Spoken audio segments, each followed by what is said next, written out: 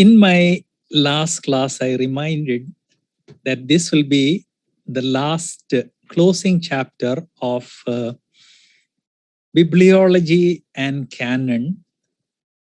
I also reminded that, Lord willing, from the next class, we will pick up Bible interpretation as our topic. And as a preparation, I had given 3 questions. Let me touch those questions first to generate some interest. I had asked, how many years did Noah take for building the ark? Somehow there is some passage where God says that his age shall be 120 years. And everybody jumps to the conclusion that Noah built the ark in 120 years. That is not the way to interpret the Bible. Bible interpretation is to be done far more carefully. Many of you send me answers privately. Some of you were right in the first instance itself. But when I pointed, others said 120, and when I asked them to examine the Bible, all of them, or almost all of them, corrected and said, no, there is no evidence that it was 120. The exact time is not mentioned in the Bible. That is exactly what I wanted you to understand. That is the way Bible is to be interpreted. I asked how many wise men, and many of you wrote that 3, because 3 items were presented. When I got married, we got a dozen thermos as presentation. Does it mean that only a dozen people came for the wedding? No. In total, we may have obtained, I don't remember, it's 40 years ago, anywhere between 30 to 50 or even more items. Does it mean that there were only 30 people in the wedding? No. So the number of items doesn't mean anything. The exact number of wise men is not mentioned in the Bible. Please remember that. Then I asked, is there a verse in the Bible which says, without shedding of blood, there is no remission of sin? This verse is very, very popular with preachers. Actually, this verse was brought to India not by the Bible, but by British preachers who have thoroughly misguided us in many areas of biblical interpretation. There is no verse in the Bible which says that without shedding of blood, there is no remission of sin. The verse is, according to law, almost all things are purified by blood, and without shedding of blood, there is no remission. Here, remission is hinting at purification of things in tabernacle.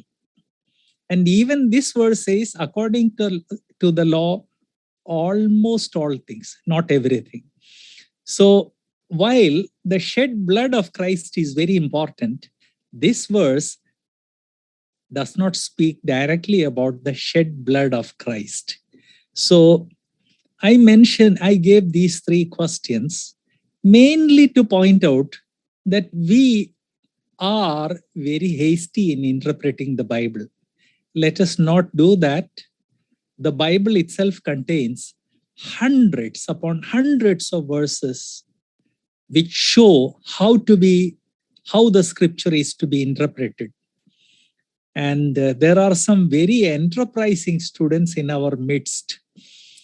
So let me give you a suggestion. Start marking your Bible. And wherever you see a Bible verse related to Bible interpretation, just put BI, Bible interpretation. And eventually you will have hundreds upon hundreds of verses related to Bible interpretation. Just collect them and you have a very nice guide on Bible interpretation. You may say, well, brother, that is difficult. We may not have time. Okay. In that case, please listen to my classes from the next Tuesday onwards, where these hundreds of verses have been collected, sifted, sorted, and on the basis of that, I will be presenting these classes. In my last class, I had mentioned that tens of thousands of manuscripts related to the Bible are available. In fact, the total number of manuscripts is now approximately 50,000.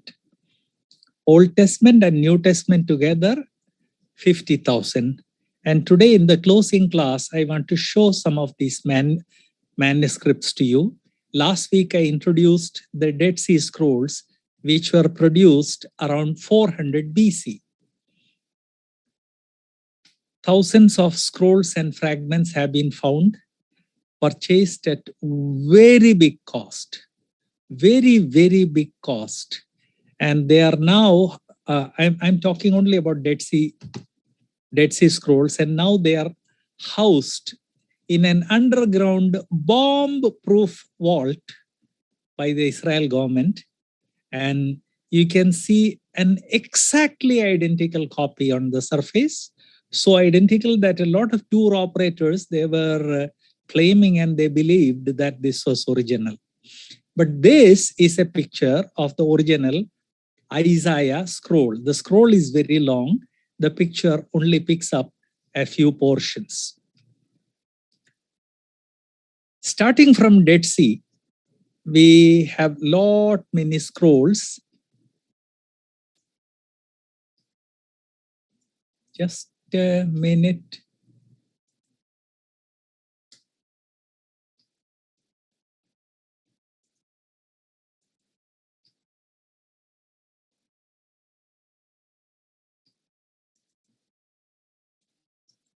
Screen sharing at times can become a pain. Okay, now let me start again.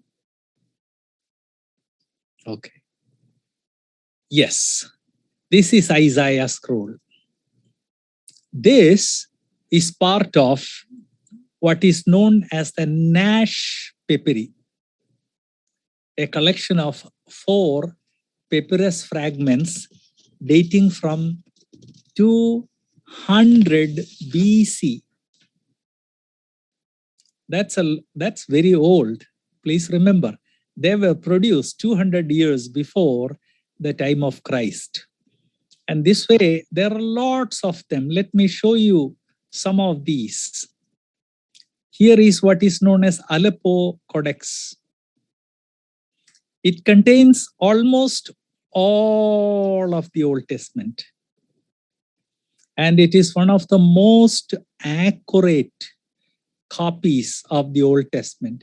You may say, what do you mean by most accurate? We thought that all copies were accurate. Please remember, when a document is hand copied, then in spite of all precautions, here and there, some mistakes of spelling and similar things can creep in.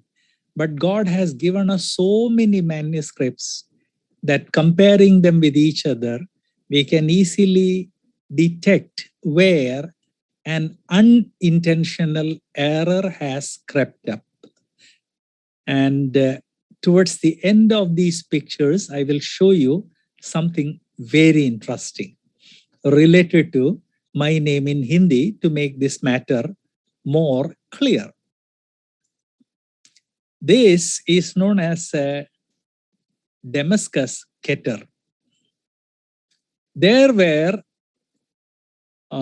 families of people, there were schools of theologians and scribes who specialized in copying the Old Testament. And this Damascus Keter was produced by a group like that, which specialized in copying the Bible. And many, many copies are available. This is a black and white photograph of what is known as Leningrad codex. Exactly what a codex is, I explained last time. Codex is a manuscript in book form, and codices became possible and common only after very thin leather known as vellum became available. And from that time onwards, we have a lot of codices where thin leather known as vellum written on both sides is available.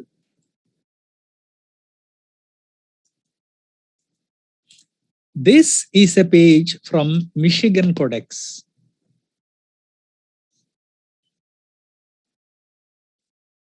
And this is a cover of Michigan Codex.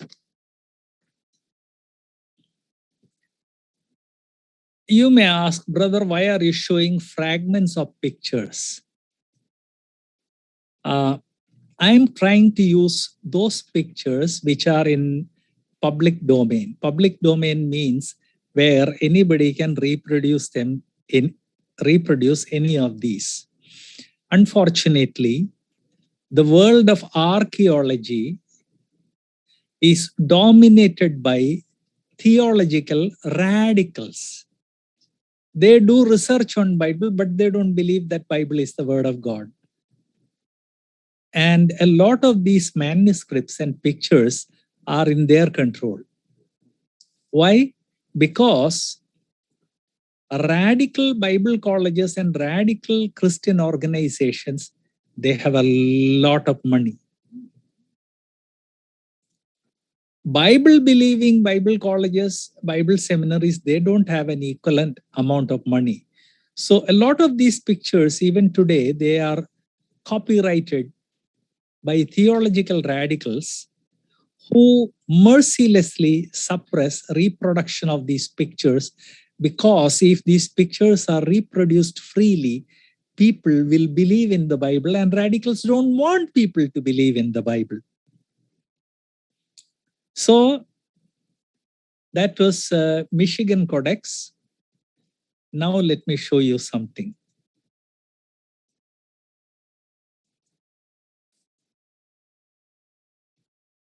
This is a synagogue known as Ben Ezra Synagogue. It had a big storehouse where crumbling manuscripts of the Old Testament could be deposited because they would not burn it.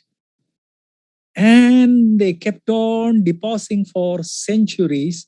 And finally, when scientists became interested in those manuscripts, they started searching in synagogues, and they found out that there are more than 6 lakh manuscripts or fragments in the synagogue. Out of these, more than 10,000 manuscripts and fragments are copies of the Old Testament. God has made a vast amount of information available. And the more we study canon, the more amazing it is as to how old books produced by the greatest philosophers, they have become lost.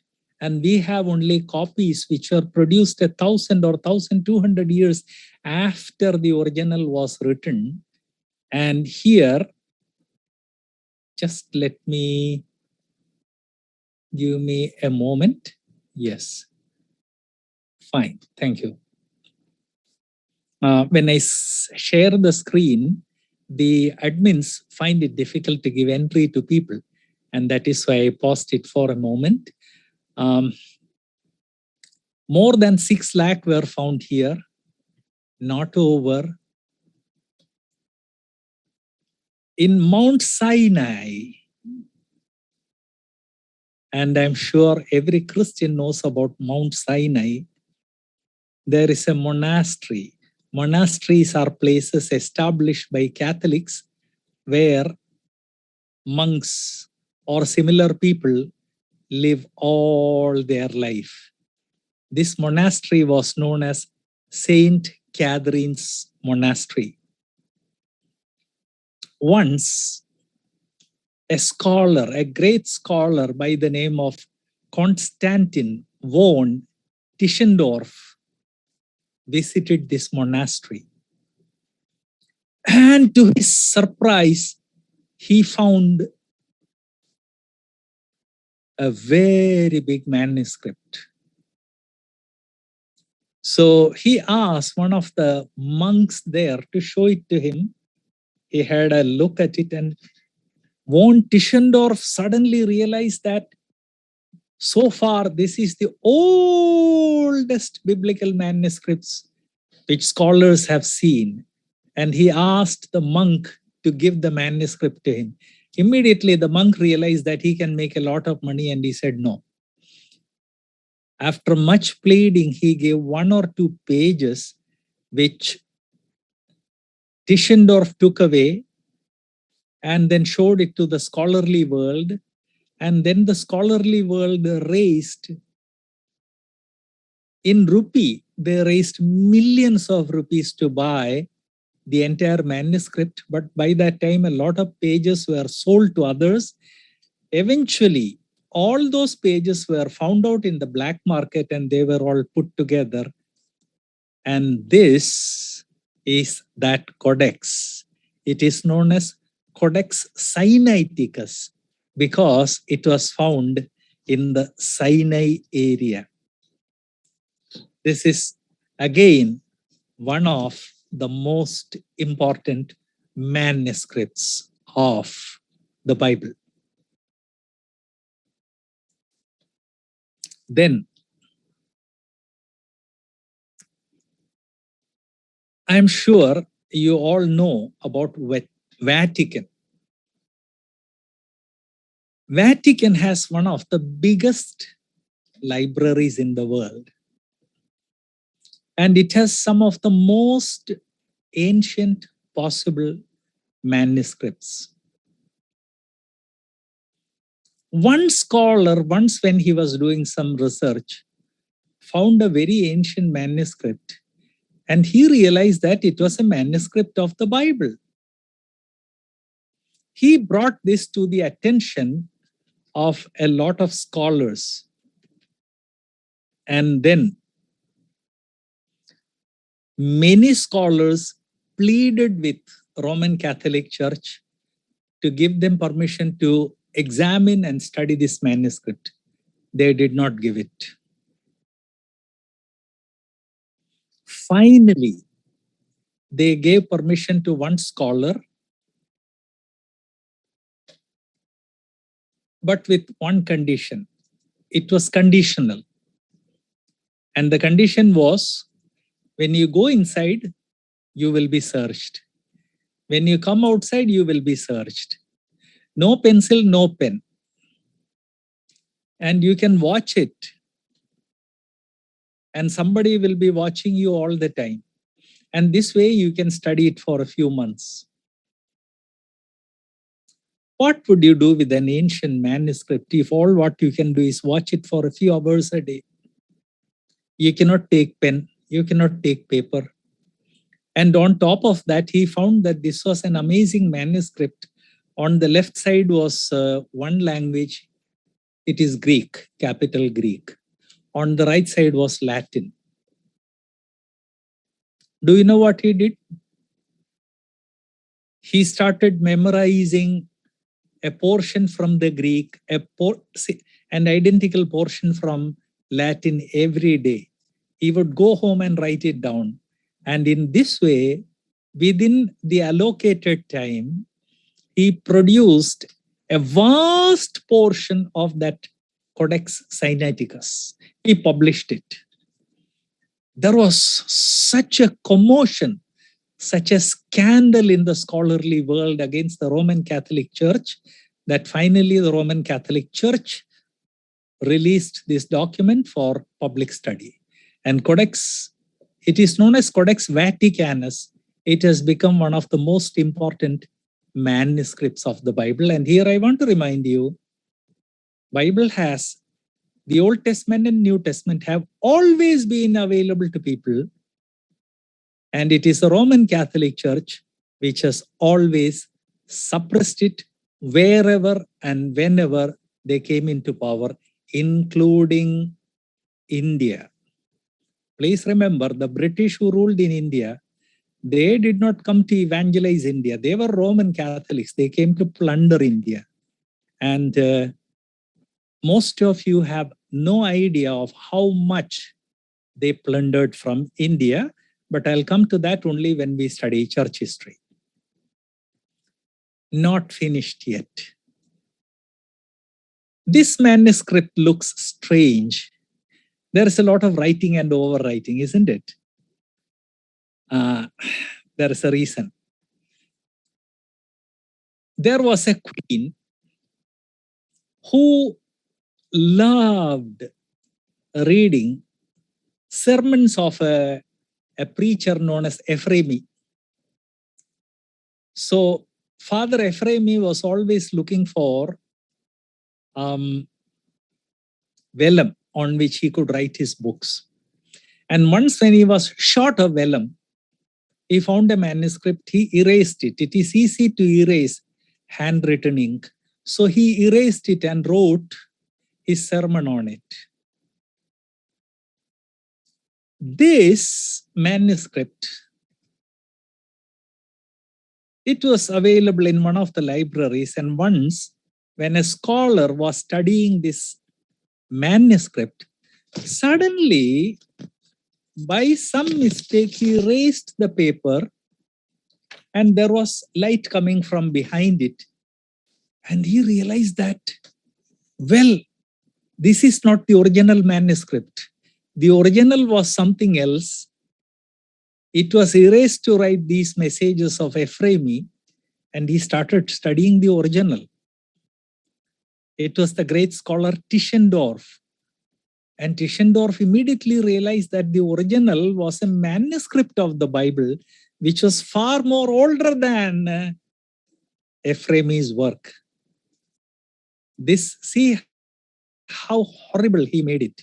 This manuscript eventually was known as Ephremi Rescriptus. It means Ephremi wrote over it.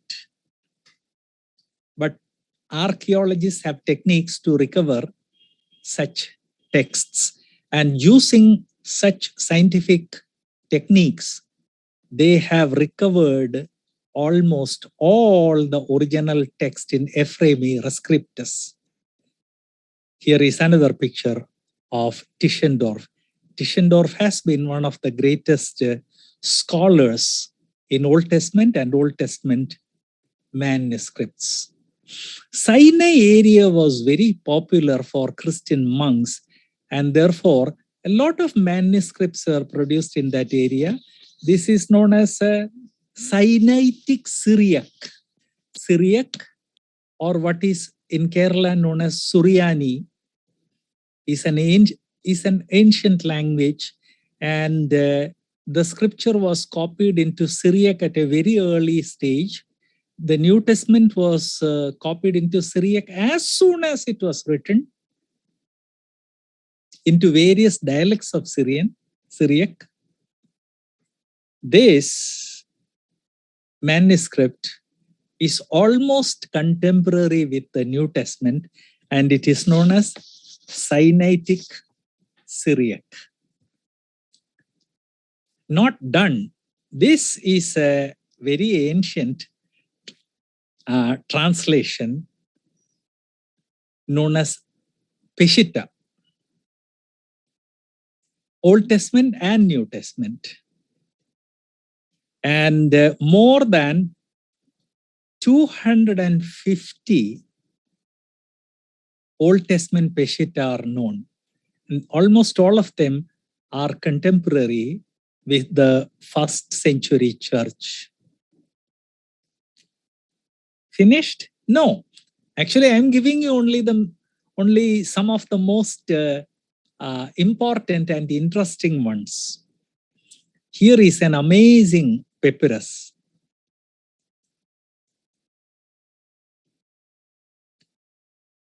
There is a place in Egypt known as Oxyrhynchus, and there people were looking for gold and precious stones. And once they opened an ancient building, all what they got was crocodile mummies, lots and lots of crocodile mummies. They were disappointed. And they started removing the mummies and found there was a door behind the room in which crocodiles were kept. And they thought there will be a lot of riches there. While removing the crocodiles, one of the men fell down and the crocodile broke open. And to their surprise, it was stuffed with manuscripts, papyrus manuscripts, lots and lots of them. A vast amount of information about Greek and Bible and a lot of other things. They were available in these manuscripts. Since they were found at Oxyrhynchus, they are known as Oxyrhynchus papyri, papyri being the plural of papyrus. This one is another. It is a collection of 22 papyri and known as Bodmer papyri. They are known as Bodmer papyri because a very rich man by the name of Martin Bodmer purchased them. You may say, why are riches important? Please remember, whether biblical or non-biblical, ancient archaeological manuscripts and monuments, they are sold at a very high price by those people who discover it. Till recently, there were no rules. The rule was finders are keepers. This rule was made by the British Empire because the British Empire controlled almost all the habitable world for more than 200 years. And for 200 years, they looted every possible thing everywhere. To make looting easy, they made this practice, finder, keeper. That is how they broke open buildings, pillars, so many things from Egypt. Those tall towers known as obelisks, they cut them at the base and they shipped to England, where people erected it in front of their houses to show that they are rich, affluent, aristocrats. That's why biblical manuscripts, when they come to the black market, and they come only to the black market, they can be purchased only by the super rich. But the Lord raised a lot of super rich people, including Bodmer. Whenever they found any of these manuscripts, they purchased it at whatever cost possible. And in this way, they have enriched study of the Bible.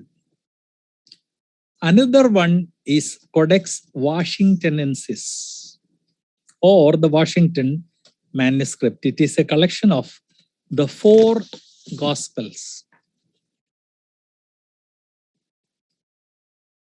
Not finished yet.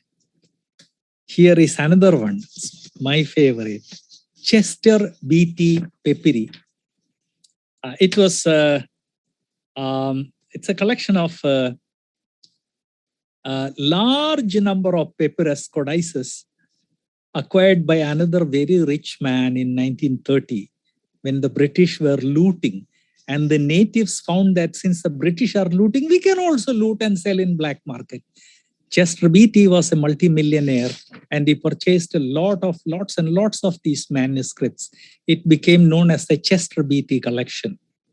This way, I can go on for hours after hours, day after day, showing you pictures of these manuscripts.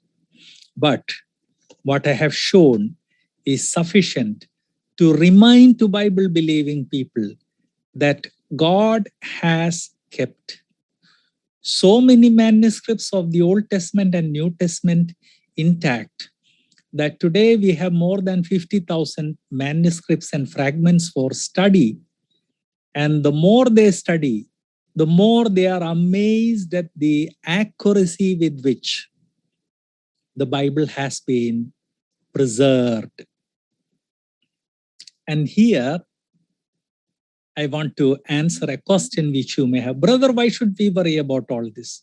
Right. There is no need to worry. But the 20th century has brought up a lot of people who attack the Bible. They go to our children, tell them that your holy book is full of error. And our children ask us. They ask us to show proof. That's why these scholars are laboring day and night to discover these ancient manuscripts, to establish that what we have is accurate. One of these men who attacked, he was in South Africa, based in South Africa. I'm not able to remember his name. Suddenly, he has published a lot of books and distributed them in India.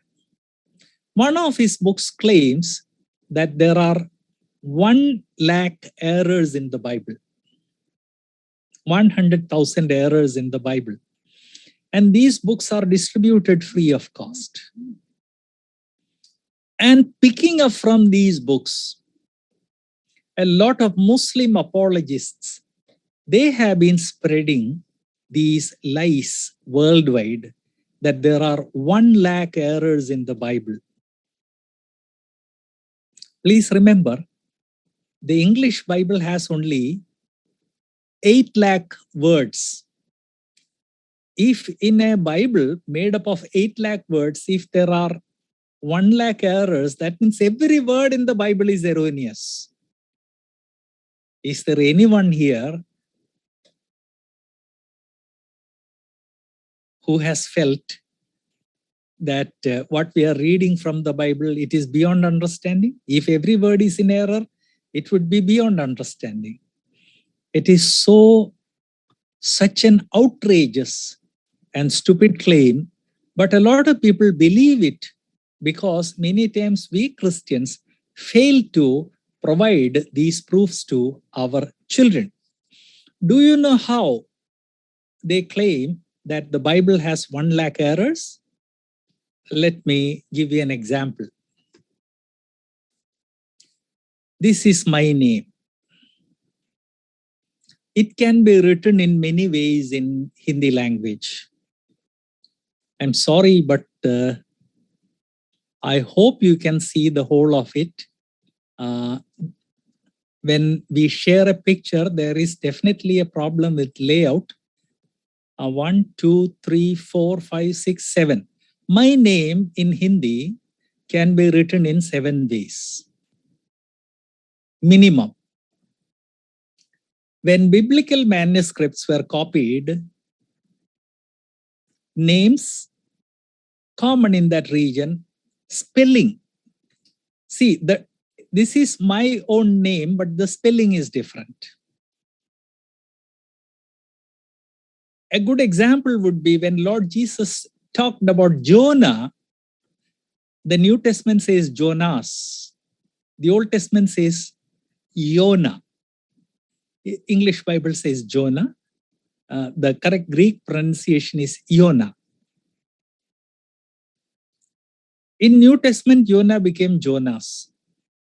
In this way, when biblical manuscripts were copied, just as we make adaptation in translations, in each region, they used the spelling that was common in that region.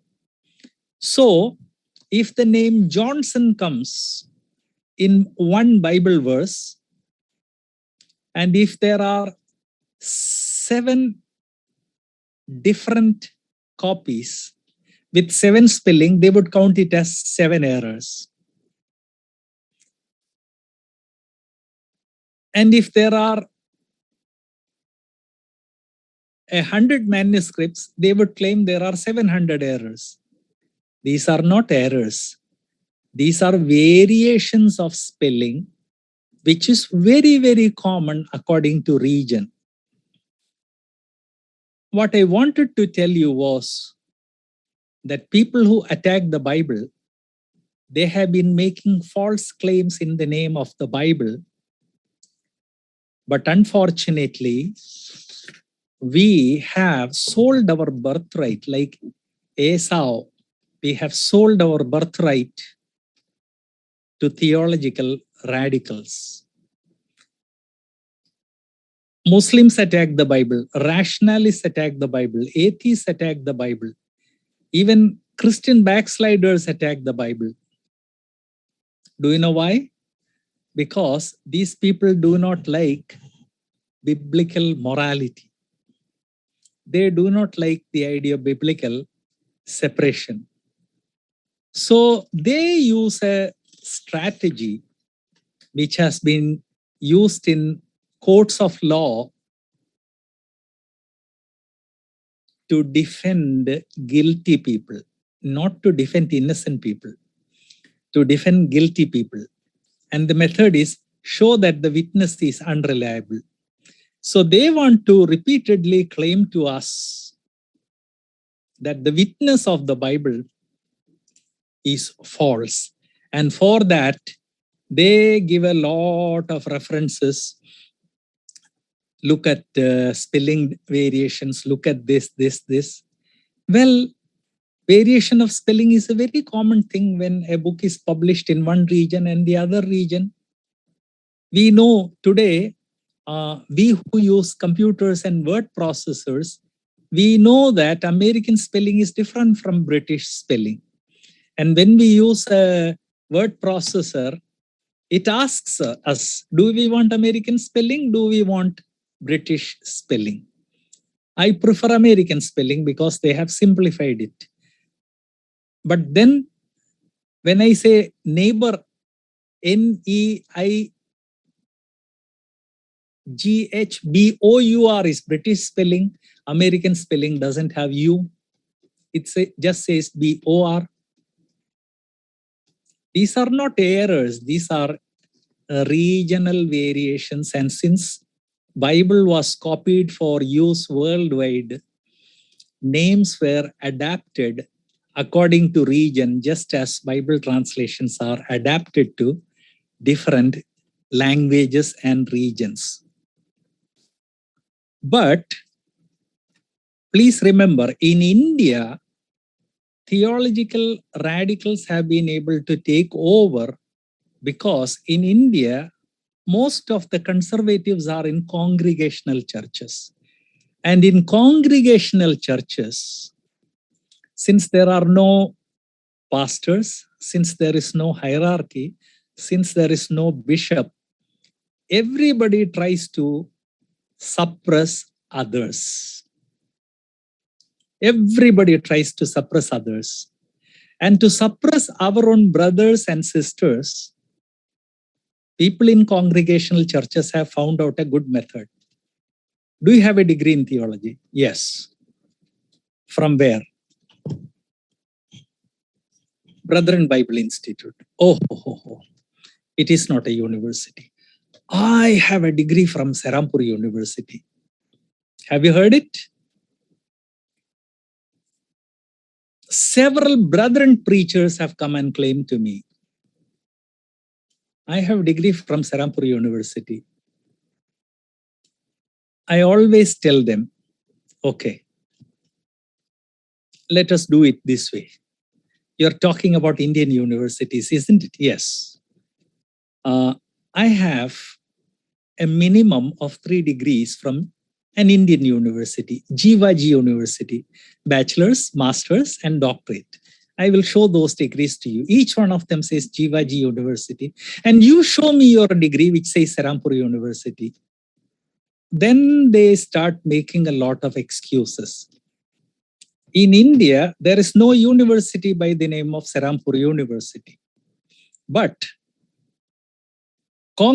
people in congregational churches, they despise each other and therefore they glorify a fake university.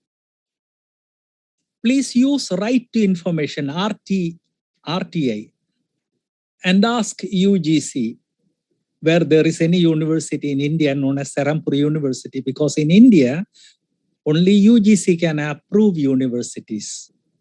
They will immediately tell you that no, we have not approved any university by that name. And please remember, from the time India became a republic, and from the time UGC was formed, UGC and only UGC can approve an institution as a university. And most universities tend to be approved by NAAC. There is no university approved by UGC or NAAC in India known as Serampur University. And they don't issue degrees saying it is a degree. Brethren, most of the guilty people are brethren and Pentecostals. Brethren who have a degree, they cannot tolerate another brethren with a theological degree. And they say, I have a degree from Serampur University. Pentecostals, almost every Pentecostal pastor takes pride in writing, I have a degree from Serampur University. And often I ask, show me the degree, man. If I say that I have a degree from Jivaji University, I will show it to you. You show it to me.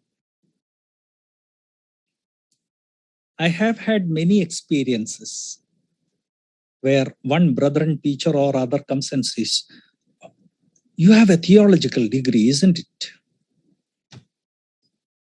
I have a degree from Serampur University.